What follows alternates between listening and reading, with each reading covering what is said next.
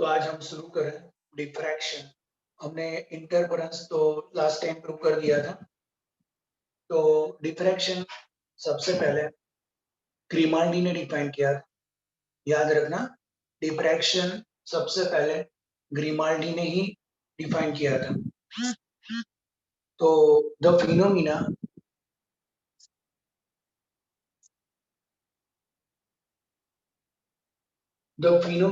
of bending of a light around the corner and entering of a light in the region of geometrical shadow upon obstacle is called diffraction। अब ये आपको समझना है तो मुझे एक फिनोमिना आपको दिखानी पड़ेगी। तो the phenomena of bending of light around the corners and entering of light in the region of geometrical shadow of an obstacle is called diffraction। तो ये मैं आपको प्रैक्टिकल दिखा रहा हूँ। तो यहाँ पे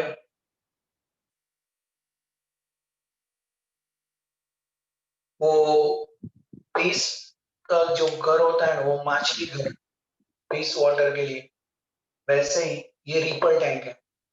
सबसे पहले रिपल ने ये तैयार किया था और उसने यहाँ पे एक स्लीट बनाई थी। तो अभी स्लीट की विड्थ तो ए है, ये स्लीट की विड्थ है और स्लीट की विड्थ ए अभी 5 लैम्डा है, बड़ी है। और उसने स्लीट बनाने के लिए जो मीन होता है ना, वो मीन बत्ती हम यूज करते हैं दिवाली के टाइम, वो दूसरे उसके कॉइन बनाते हैं, कॉइन, और उसको पहले गर्म किया और चिपका दिया रिपल टैंक में दोनों साइड। उसके बाद उसने यहाँ पे पानी डाला, अंदर एक होल था, उसमें से पानी भरना शुरू कर दिया। अब उसने पानी भर दिया, यानी स्लीप बनाने का सिंपल तरीका ये है कि आप पहले मीन को चिपका दो, और मीन को चिपकाने के लिए पहले उसको गर्म करना पड़ता है, और वो गर्म होने के बाद जो पॉइंट बनता है वो उसको गिरा के उसको चिपका देना है दोनों साइड और स्लीप बना देनी। उसके बाद थोड़ी देर के बाद आपको वाटर डालना है। और यहाँ से हमने एक ब्लॉक रखा है, ये ब्लॉक को हम आगे पीछे करेंगे यहाँ से। तो यहाँ से वेव क्रिएट होगा और वेव ऐसे जाए, और ये वेव यहाँ से पास होके बाहर निकलेगा। तो मोस्ट प्रोबेबली यहाँ सीधा ही जाएगा, यहाँ थोड़ा बेंडिंग होगा, थोड़ा सा बेंडिंग होगा, स्लाइडिंग ऐसा।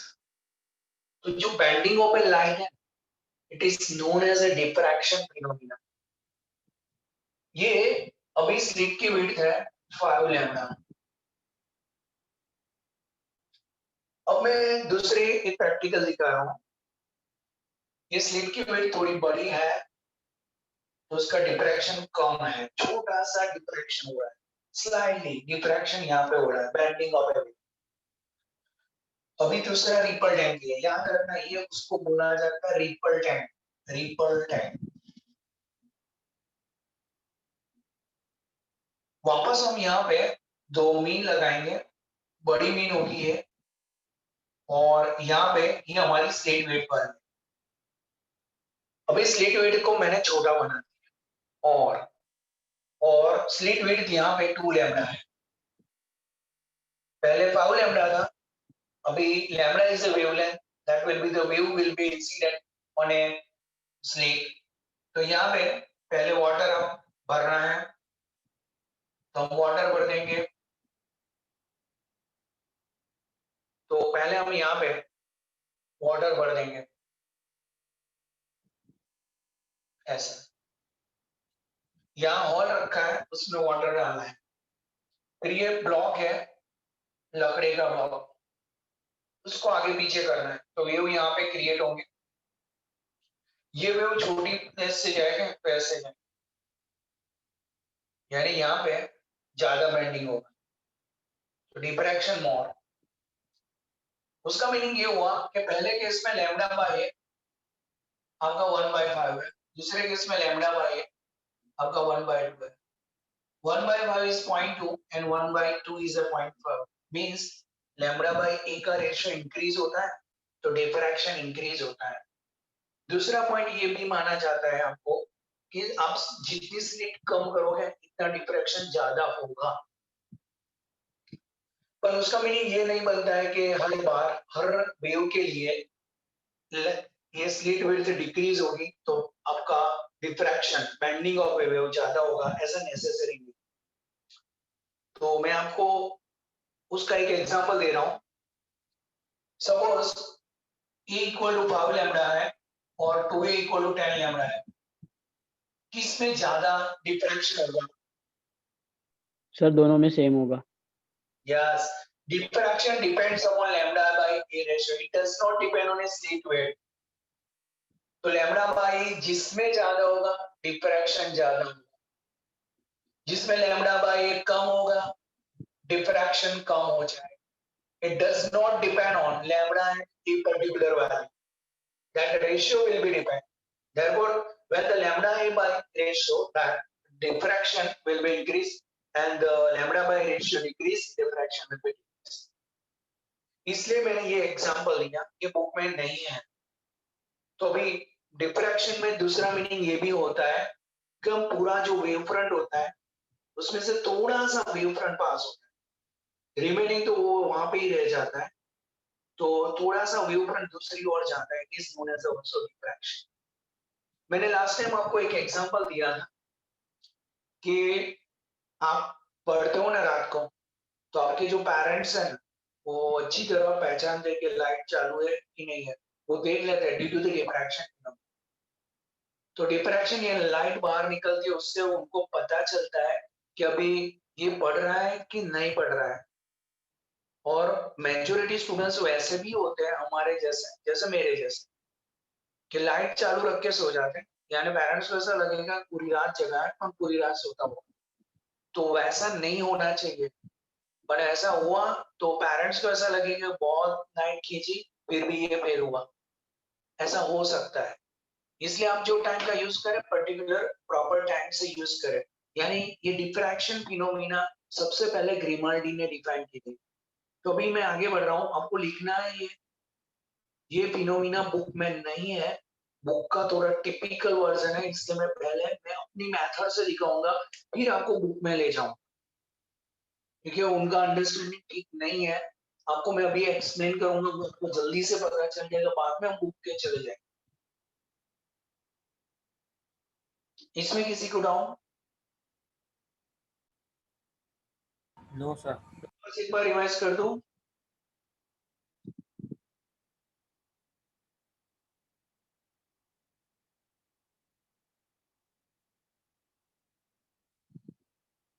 निधि, प्राची, पता चला? सर एक बार रिपीट करो ना। Oh. The phenomena of bending of a light around the corners and the entering of light in the region of geometrical shadow of an obstacle is called as a diffraction. ये हमारा obstacle है, उसमें थोड़ा सा side में bending होना, it is known as a diffraction. यानी जो बीच में से है वो तो स्ट्रेट वे ही जाएगा, पर जो स्लाइड में है वो बेंडिंग होगा, it is known as a diffraction phenomena. और diffraction phenomena first defined by the Grimaldi. तो उसने ये रिपल टाइम लिया था, और रिपल टाइम में पहले उसने मीन होती है, मीन बत्ती हम यूज करते हैं, उसको यहाँ पे स्लिट बनाने के लिए चिपका दिया था गरम करके। बाद में उसमें वाटर डाल दिया, ऊपर से एक होल होता है उसमें पूरा वाटर डाल दिया, उसमें एक लकड़ा होता है उससे हम वेव क्रिएट करते हैं। तो वो ब्लॉक से वेव क्रिएट कर रहे थे और यहाँ पे वो बैंडिंग देख रहे थे। फर्स्ट केस में स्लिट की विड्थ 5 लैम्डा है, तो बैंडिंग बहुत कम है, छोटा सा है। और दूसरे केस में उसने ये हमारी विड्थ कम कर दी है और लैम्डा से डबल है, पहले 5 लैम्डा थी अभी 2 लैम्डा है। तो जब यहाँ पे एक जो ब्लॉक है उससे हम वेव क्रिएट करेंगे वाटर में, तो ये वेव बीच में से स्लिट में से पास होंगे, पर उसका कर्वोनेचर ज्यादा है, उसका बैंडिंग ज्यादा है, मींस डिफ्रैक्शन उसका ज्यादा है। उसका मीनिंग ये हुआ, यहाँ पे लैम्डा बाय ए 1/5 है, यहाँ पे लैम्डा बाय ए 1/2 है, तो यहाँ पे 0.2 है, यहाँ पे 0.5 है। When the lambda by a, that ratio will be increased, diffraction will be increased, the lambda by ratio decrease, diffraction decrease। इसलिए कुछ कट में एक बार क्वेश्चन ये आया था, equal to 5 lambda is 10 lambda, उस टाइम किस में ज्यादा डिफ्रैक्शन होगा? तो दोनों में डिफ्रैक्शन सेम रहेगा, because diffraction depends upon the lambda by ratio. तो लैम्डा बाय ए रेशियो पे डिफ्रैक्शन डिपेंड करता है, तो दोनों में लैम्डा बाय ए का रेशियो सेम है, diffraction will be the same. Clear, पता चला? Yes sir. ओके, तो आपको ड्रॉ करना है तो आप ड्रॉ कर दीजिए, क्योंकि मैं अभी ना ये सारे एग्जांपल से ही आपको पढ़ाऊंगा, बाद में बुक की ओर जाएंगे।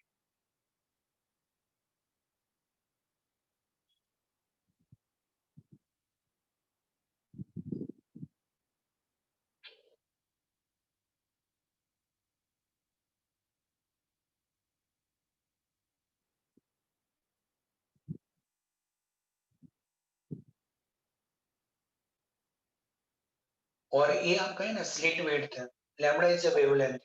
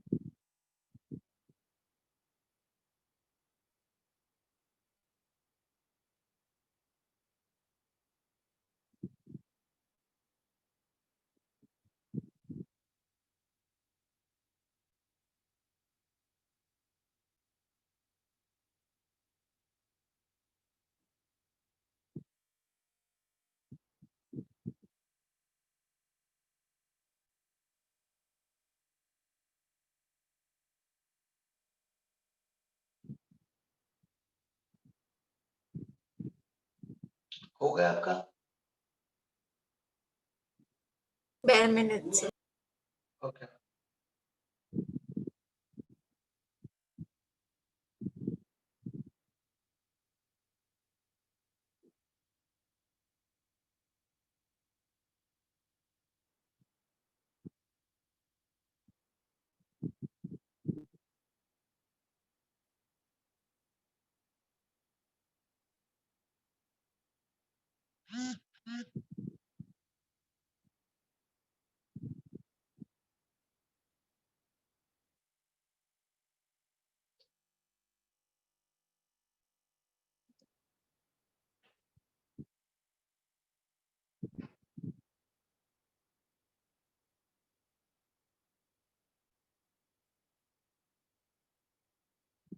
Done sir. ओके। सर हाँ, सर डिफ्रैक्शन सब मटेरियल पर डिपेंड करे? मटेरियल पर डिपेंड तो ના કરે, કારણ કે આપણે કોઈ ઇક્વેશનમાં હા વેવલેન્થ પર ડિપેન્ડ કરે, અને વેવલેન્થ ચેન્જ થતી હોય, સપોઝ અહીંયા તો કોઈ ડેન્સર મીડિયમ મૂકી દે અને એમાંથી ટ્રાન્સપરન્ટ હોય, તો એના પર ડિપેન્ડ Okay. કરશે, because lambda by D ratio, તો lambda is lambda by eta when the divided by હા સર રાઈટ સાઈડ નું બાકી છે 1 મિનિટ સાઈડ થશો? એટલે આમાં શું છે કે કયા મીડિયમમાંથી કયા માટે થાય છે, કયા વેવ્સ માટે થાય છે, એના પર ડિપેન્ડ કરશે।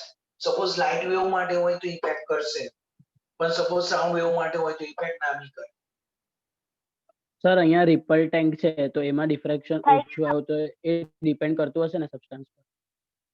ના, એટલે આમાં છે ને તું જે વેવ્સ ક્રિએટ કરે છે એની વેવલેન્થ તો આના પર ડિપેન્ડ કરશે, ડિસ્ટન્સ બીટવીન ટુ ક્રેસ્ટ। હા સર। તો કેવું Okay. વેવલેન્થ ક્રિએટ કરે છે આ બ્લોકની મદદથી એના પર ડિપેન્ડ કરશે। પણ અહીંયા તો મીડિયમ વોટરનું જ છે, સપોઝ અહીંયા મીડિયમ ચેન્જ થતું હોય તો વેવલેન્થ ચેન્જ થાય, કારણ કે sir. તું જે વેવલેન્થ છે is a definition between two crest or two trough. તો આ વેવલેન્થ હશે. તું કેવી રીતે ક્રિએટ કરે છે એના પર ડિપેન્ડ કરશે. ક્લિયર? Yes, sir. એ મીડિયમ સાથે એને લોહી દેવા નથી, પણ વચ્ચે જો મીડિયમ ઇફેક્ટ કરતું હોય, સપોઝ કોઈ એક વસ્તુ આપણે મૂકેલી હોય તો ચેન્જ થઈ જાય wavelength.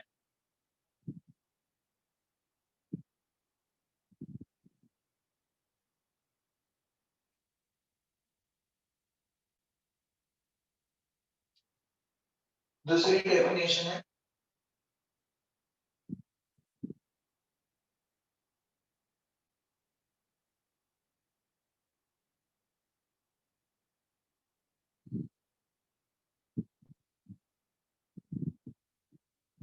diffraction is a effect. Diffraction is the effect. Is the effect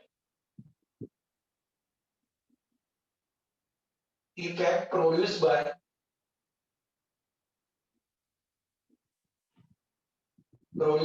limited part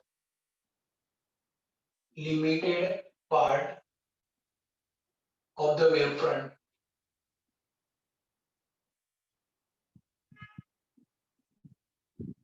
Diffraction is the effect produced by limited part of the wavefront. यानी उसमें से limited part effect जाता है, थोड़ा तो रुक जाता है due to the obstacle. Only the diffraction is obtained by producing a limited part of the wavefront. ये उसकी दूसरी डेफिनेशन है. अभी मैं आपको एक क्वेश्चन पूछने वाला हूँ जो आपकी बुक में भी है. तो ये आपने लिखा है ना, ये डेफिनेशन, उसमें से पूरा पार्ट नहीं जा रहा है, ऑब्स्टिकल उसको रोक रहा है. तो diffraction is the effect produced by the limited part of the wavefront. यानी थोड़ा सा पार्ट ऑफ वेवफ्रंट आगे चला जाता है, उसके कारण डिफ्रैक्शन फिनोमिना होती है. अभी मैं आपको एक एग्जांपल देने वाला हूं. हम कुछ डोर बंद करके किसी के बारे में कुछ बोल रहे हैं तो उसको पूरा सुनाई देगा. जैसे मैं अंकित के बारे में कुछ बोल रहा हूँ, अभी बंद है सब डोर, और अंकित के बारे में कुछ बोला तो वो अंकित सुन लेगा. यानी साउंड वेव का डिफ्रैक्शन सबसे ज्यादा होता है. जैसे अंकित कुछ बात कर रहा है और उसके पेरेंट्स सुन रहे हैं, वो कैसे? क्योंकि डिफ्रैक्शन होता है, वो बंद डोर करके बोल रहा है, फिर भी उसकी मदर को पता चल जाएगा वो क्या बोल रहा है. तो वो क्या है? It will be diffraction of a sound wave is more than that of visible region. तो ऐसा क्यों होता है? विजिबल रीजन यानी हम डोर बंद करके बैठे हैं तो हम किसी को नहीं दिखाई देंगे, पर हमारी बात वो लोग सुनते होंगे. यानी अभी मैं आपको पढ़ा रहा हूं ना, तो 2-3 लोग तो मेरी बात सुनते होंगे कि मैंने ऐसा कुछ बोला. उसका मीनिंग ये हुआ कि साउंड वेव का डिफ्रैक्शन सबसे ज्यादा है और हमारा जो वेव्स है, जो विजिबल रीजन है, उसका डिफ्रैक्शन कम है. व्हाई? तो उसका आंसर सुनो. जो साउंड वेव होता है ना, उसकी जो फ्रीक्वेंसी होती है, करीब 330 हर्ट्ज ले रहा हूं.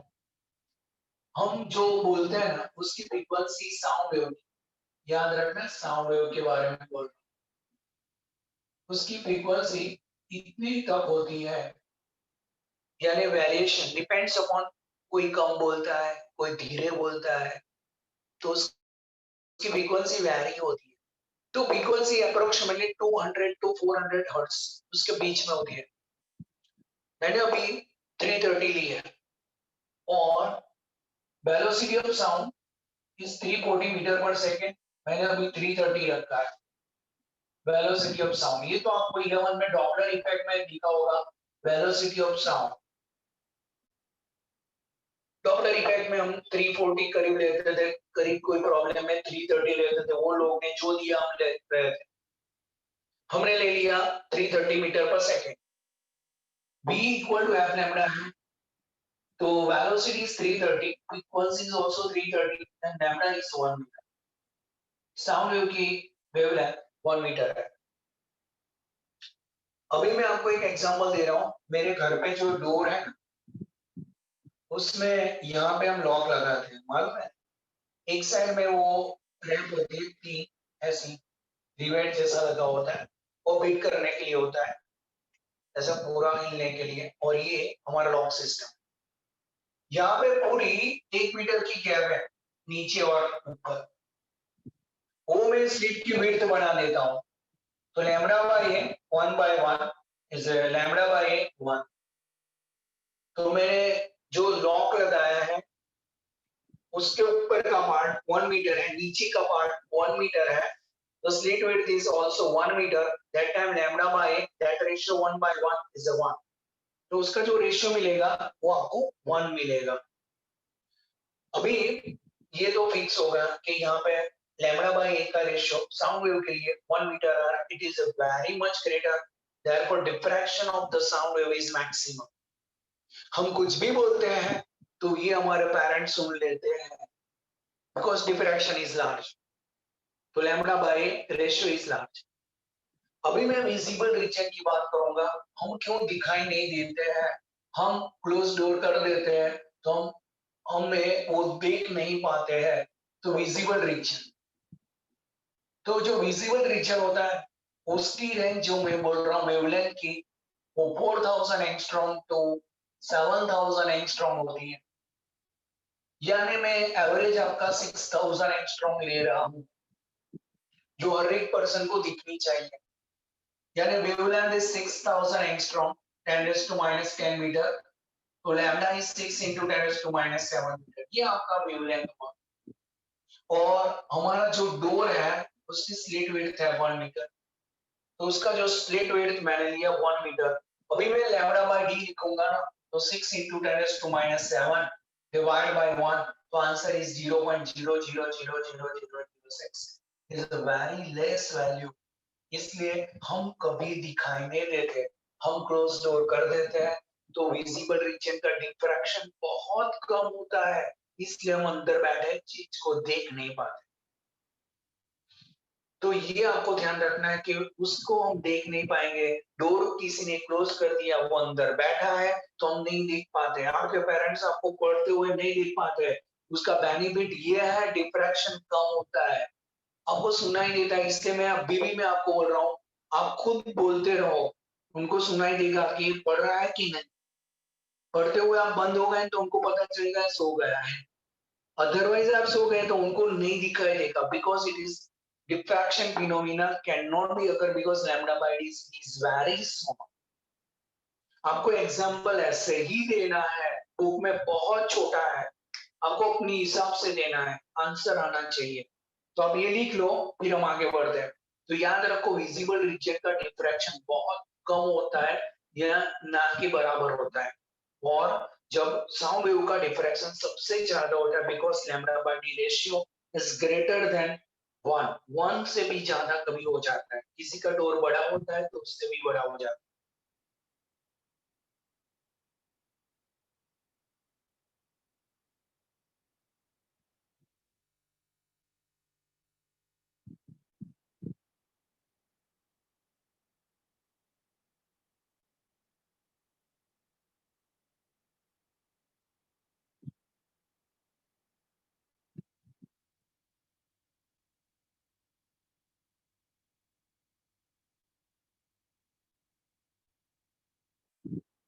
ओके, सबका हो चुका है? 2 मिनट। ओके,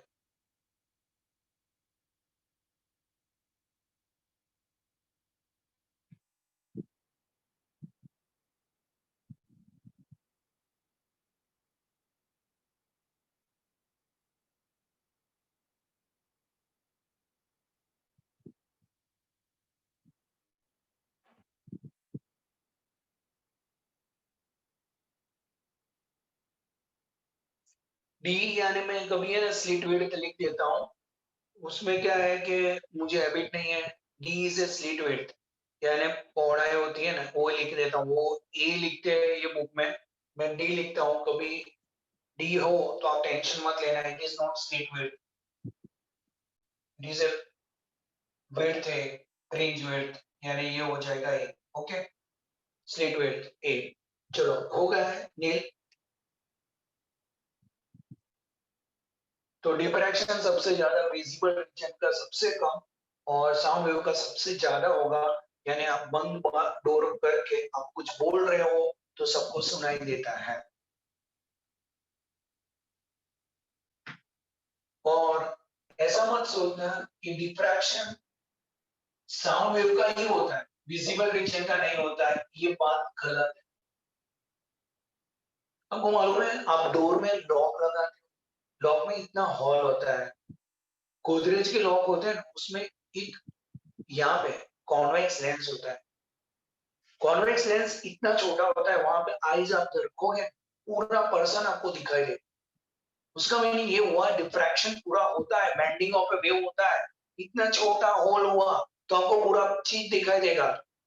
पर जो बड़ा है स्लिट, उसमें से वेव नहीं आ रहा है, क्यों? तो उसका आंसर आप सुनो। यदि लैम्डा मेरे पास 6 × 10⁷ मीटर है, अभी मैंने जो होल बनाया वो उसका 10⁻⁻7 मीटर का बना है, छोटा सा होल। तो लैम्डा बाई ए का रेशियो कितना हो जाएगा? 6 × 10⁻⁷, 10⁻⁷, it will be 6 times greater, यानी हम पूरे पर्सन को देख पाएंगे, यानी डिफ्रैक्शन वापस शुरू हो गया। हमारे डोर में से हमें नहीं दिखता है, डोर की स्लाइड में से नहीं आ रहा है, पर हम जो लॉक लगा रहे हैं उसमें छोटा सा हॉल बना रहे हैं। उस हॉल में हमने कॉन्वेक्स लेंस रखा है, यानी छोटा चीज बड़ा दिखाई दे, इसलिए हमने हॉल में बीच में एक कॉन्वेक्स लेंस रखा है, उसका मैग्निफिकेशन बड़ा है, इसलिए हम पर्सन को देख पा रहे हैं। तो उसमें डिफ्रैक्शन फिनोमिना है, और उसका डिफ्रैक्शन 6 टाइम्स ग्रेटर रहता है।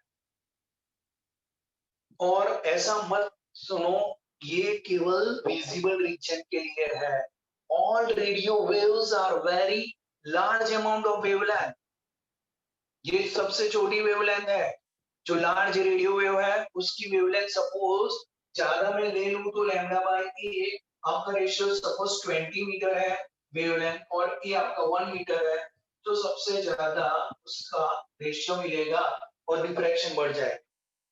तो भगवान ने आपके लिए ऐसा क्यों रखा कि आप विजिबल रीजन को ही देखोगे? क्योंकि यदि बड़ी वेवलेंथ आप देखते ना, तो ये डोर रखने की कोई जरूरत नहीं थी। कोई भी पर्सन कहाँ पे बैठा है दिखता है सबको, तो आपको सबको सब जगह पे बैठे ना पूरा दिखता है। तो ये सब हो सकता था, इसलिए भगवान ने आपको अच्छा बनाया कि आप डोर रखते हो तो आप बच जाते हो। अदरवाइज आप कोई भी क्रिया कर रहे हो आपको दिखाई देगा, सबको दिखाई देता है। कब? क्योंकि डिफ्रैक्शन सबसे ज्यादा बढ़ जाता है, पर हम छोटी सी रीजन में देख पाते हैं, उसको बोला जाता है विजिबल रीजन, और इसलिए यहाँ पे हम देख नहीं पा रहे। ओके, ये पता चल गया। अभी हम आगे बढ़ते हैं। डिफ्रैक्शन 2 टाइप के होते हैं, फ्रेस्नेल डिफ्रैक्शन, मोनोपोल डिफ्रैक्शन। तो ये बुक में दिखा नहीं है, मैं आपको समझा देता हूँ, फिर सिंगल स्लिट डिफ्रैक्शन की बात मैं करूंगा। तो ये आपको पता चल गया? किसी को डाउट?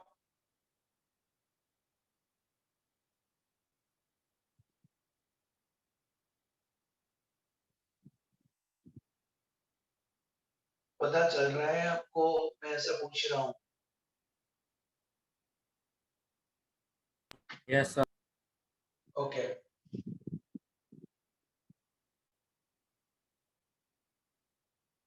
तो हमारे पास जो डिफ्रैक्शन होता है ना, वो 2 टाइप का होता है। One is a Fresnel diffraction.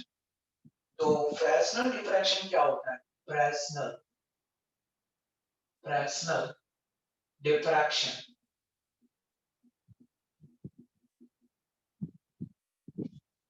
तो one is a Fresnel diffraction. तो दूसरा है, उसको बोला जाता है फ्राउनहोफर डिफ्रैक्शन। तो यहाँ पे हमारा एक सोर्स है, ये हमारी स्लिट है, ये हमारी स्लिट वेट है, उसमें से वेव पास हो रहा है।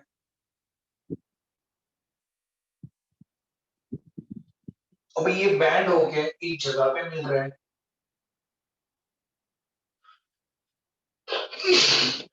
सॉरी। तो ये आपका है सोर्स, ये आपका है स्लेट और ये आपका है screen. Distance between source and slit and screen is finite, then this type of diffraction is known as a Fresnel diffraction. If distance between source and slit and screen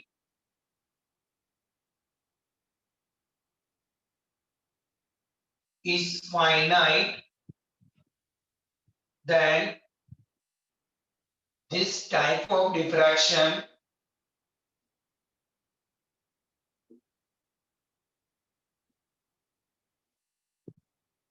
is known as Fresnel diffraction. Fresnel diffraction. तो ये हमारा फ्रेस्नल diffraction है. फ्रेस्नल, ये sandwich था. Fresnel diffraction. तो source and slit and screen का distance finite है, तो it is known as a Fresnel diffraction. अभी फ्राउनहोफर डिफ्रैक्शन. और उसमें जो वेवफ्रंट यूज करते हैं स्फेरिकल और सिलेंड्रिकल टाइप होता है. स्फेरिकल और सिलेंड्रिकल वेवफ्रंट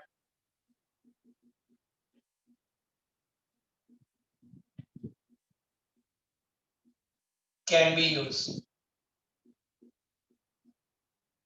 तो फ्रेस्नल डिफ्रैक्शन में हम स्फेरिकल वेवफ्रंट यूज करते हैं. देखो पॉइंट सोर्स है, यदि ये स्ट्रेट लाइन हुआ तो लीनियर सोर्स होगा, तो हम वो दो सोर्स यूज कर सकते हैं. स्फेरिकल और cylindrical wavefront can be use for Fresnel diffraction.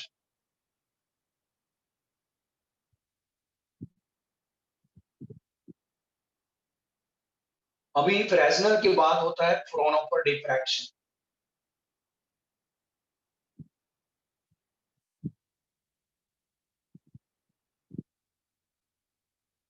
So we have a two type of diffraction. One is a Fresnel, another is known as a Fraunhofer diffraction.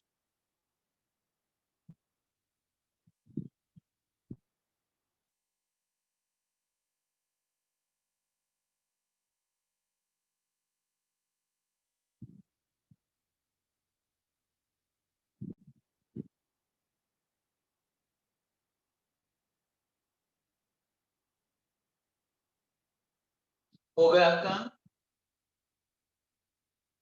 Prachi? 2 minutes, sir.